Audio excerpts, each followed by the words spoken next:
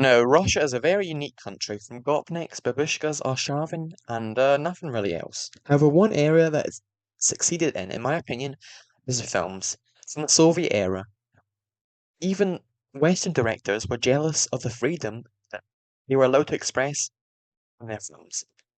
For example, film like Come and See, Stalker, Solaris, to older films such as Ballad of a Soldier, and many, many more.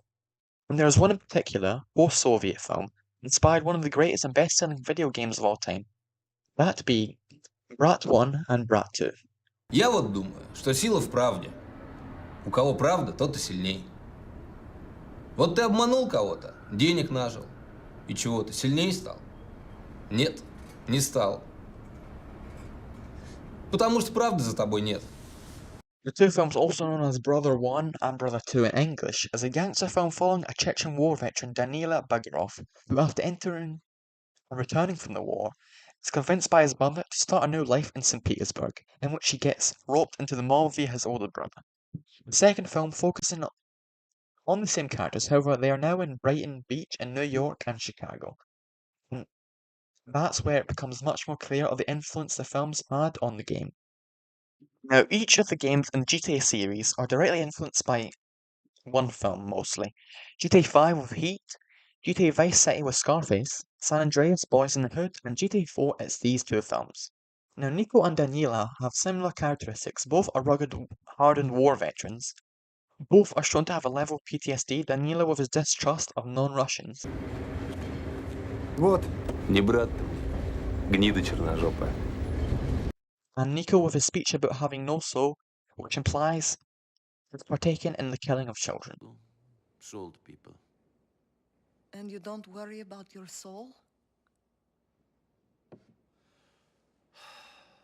After you walk into a village and you see 50 children all sitting neatly in a row against the church wall, each with their throats cut and their hands chopped off, you realize that the creature that could do this doesn't have a soul. And both are shown to be quite morally questionable. Of course, Nico literally being able to kill whenever he wants, but also in the missions he kills hundreds of people, and has said in the past he smuggled and sold people. And Daniela is shown to resort to violence quite a lot, even from the end of the film, in which basically, in the film, Daniela friends an older tram driver in which they enter a relationship. However, we see she is beaten by her husband and assaulted by the main villain Krugly and his goons.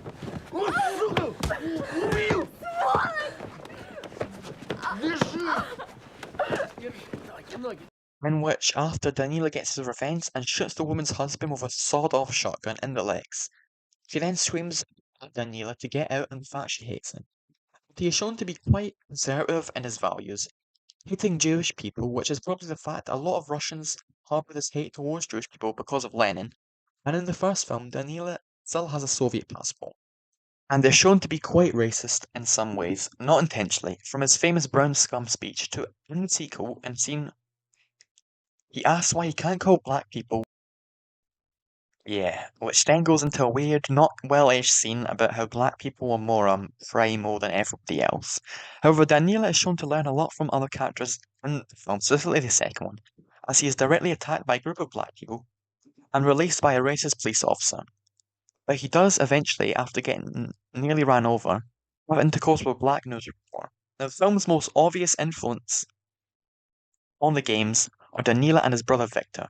In the film, Daniela is told about how successful his older brother is compared to him, and how he has a great life, whilst in reality he works as a hitman whose boss wants him dead and tries to kill him. And in GTA 4, Nico's under the assumption Roman, his cousin, is also living a lavish lifestyle in New York, whilst in reality he works as a taxi driver in a crummy apartment. Both characters being shown to be mentally weak and needing to be saved by the main character.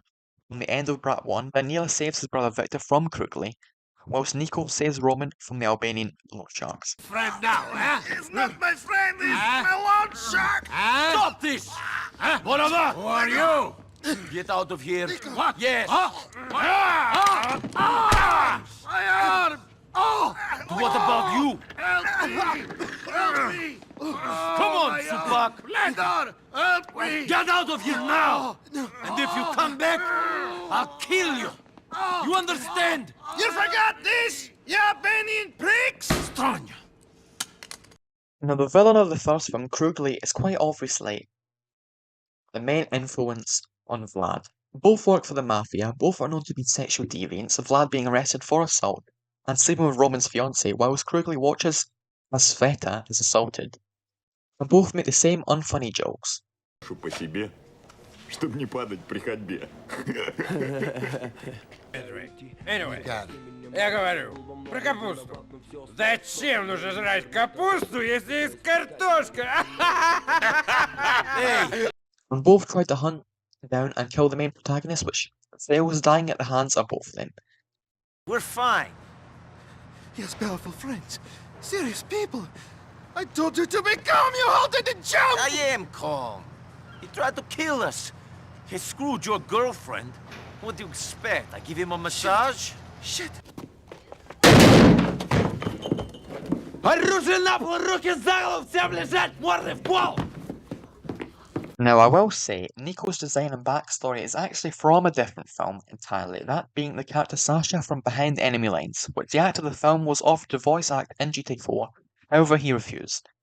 However, I do still think Nico's personality-wise was quite similar to Daniela, especially considering they are both shown to have a kind of outsider view of America, with both characters meeting disturbed critics individuals. However, both do show their more sensitive sides. Nico with Kate, and Daniela also shows a fondness and respect for women. And we get a funny scene in Brother 2, where he has to communicate in English with a truck driver, in which we get to see an almost childlike side to Daniela.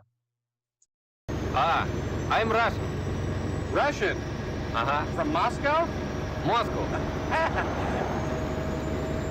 Russia's very big. Very big. So overall, that was the two films that inspired one of the greatest games, in my opinion. From the story, the characters, even the music is heavily inspired by the film, and really adds to GTA 4 and makes it such a great game.